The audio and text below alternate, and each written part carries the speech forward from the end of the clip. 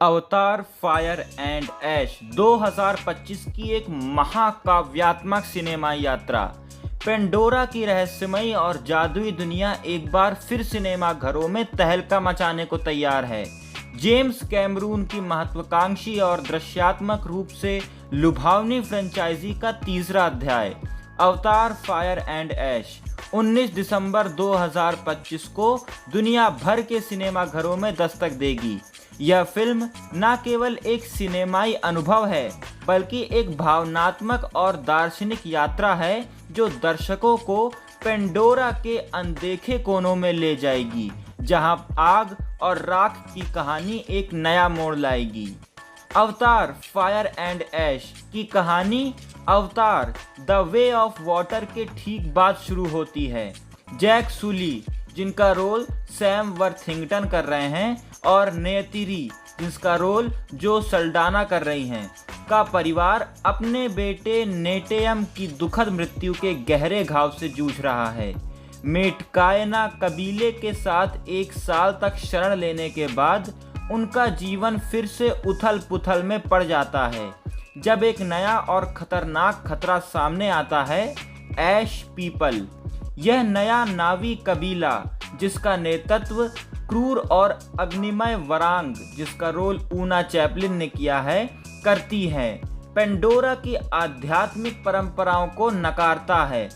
वरांग, जिसने ज्वालामुखी विस्फोटों से अपनी सभ्यता को नष्ट होते देखा, अब प्रकृति और नावी के धर्म के प्रति घृणा से भरी है।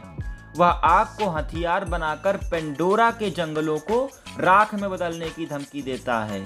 जैक और नेयतिरी का परिवार इस नई चुनौती का सामना करने के लिए मेटकायना कबीले के साथ एकजुट होता है। ट्रेलर में दिखाया गया है कि वरांग क्वरिच, जिसका रोल स्टीफन लैंग ने किया है, के साथ गठबंधन करती है, जो अब नावी के रूप में पुनर्जनन के बाद और भी खतरनाक हो गया है। जैक की बेटी किरी को वरांग द्वारा चुनौती दी जाती है जब वह कहती है, तुम्हारी देवी का यहाँ कोई अधिकार नहीं है।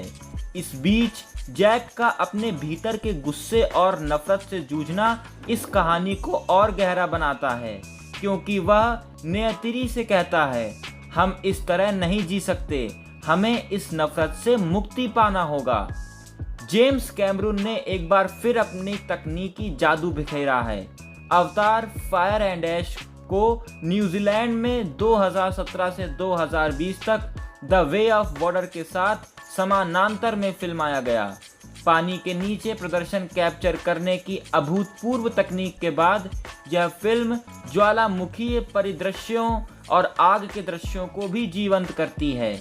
ट्रेलर में दिखाए गए दृश्य उड़ते हुए बैनशी, विशाल हॉट एयर बैलून जैसे जहाज और राख से सने ऐश पीपल का नृत्य दर्शकों को मंत्रमुग्ध कर देते हैं। फिल्म का 3D और IMAX अनुभव इसे एक दृश्यात्मक उत्सव बनाता है। फिल्म में सैम वर्थिंगटन, जो सल्डाना सिगारनी वीवर किरी के रूप में, और केट विंसेंट जैसे सितारे अपनी भूमिकाओं में लौट रहे हैं।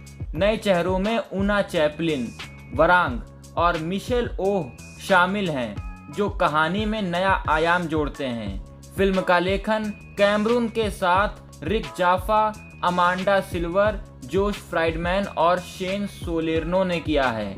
2100 करोड़ रुपए के बजट के साथ बनी यह फिल्म भारत में हिंदी, तमिल, तेलुगु, मलयालम और कन्नड़ भाषाओं में रिलीज होगी। 19 दिसंबर को देखना मत भूलिएगा। लाइक, सब्सक्राइब, शेयर, कमेंट बिल्कुल भी करिएगा।